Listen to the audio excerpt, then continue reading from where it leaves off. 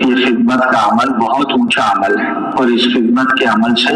اللہ ایک بہت اونچی صفت دیتے ہیں جس کو تواضع کہتے ہیں، اور تواضع اللہ پاک کو اپنے بندوں میں پسند ہے، اس لیے آتا ہے من تواضع للہ رفعہ،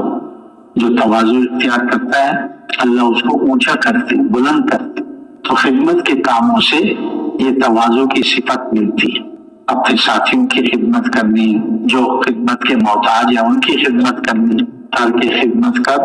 وہ مخدوم سے، ہر کے جان راضی وہ معلوم سے، جو خدمت کرتا ہے اللہ اس کو مخدوم بنا دیتے، اور جو اپنے آپ کو دیکھتا ہے میں خدمت کروں،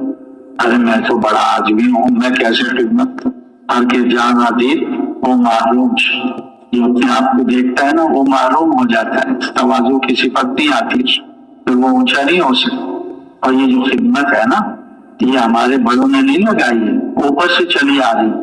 کہ دعوت کے اعمال حضور نے شروع کروائے، اوپر سے آ رہے ہیں، اور بیلنس برابر کرنے کے لیے یہ باقی اعمال سے کبھی کبھی شیطان پھلاتا ہے، کیا کہتا ہے دیکھو تم نے کتنا اچھا بیان کیا،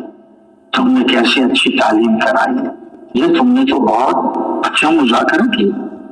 شیطان اندر اندر پھلاتا ہے، اور یہ خدمت نفس پر گراں گزرتی ہے۔ اب بتاؤ میں اپنے آپ کو دیکھوں میں بڑا آدمی ہوں، میں کیسے خدمت کروں؟ حضور صلی اللہ علیہ وسلم سے بڑا کوئی گزرا ہے بھائی مخلوق؟ بعد از خدا بزرگ تو ایک قصہ مختصر جماعت کے ساتھ ہیں، ایک صحابی کھڑے ہوئے،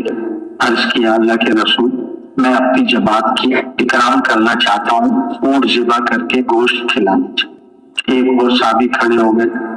کہ اللہ کے رسول میں اس کی مدد کرا دوں گا ذبح کرنے میں، نہار کرنے میں، کھال اتارنے میں۔ ایک اور کھڑے ہو گئے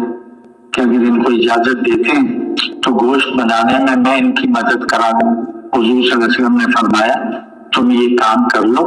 میں جا کے جنگل سے لکڑیاں چن کے لاتا ہوں جن پر تم پکا کے کھا لینا۔ عملی طور پر بتا دیں امت کو کہ خدمت ایک عمل ہے، تو کریں گے بھائی انشاءاللہ۔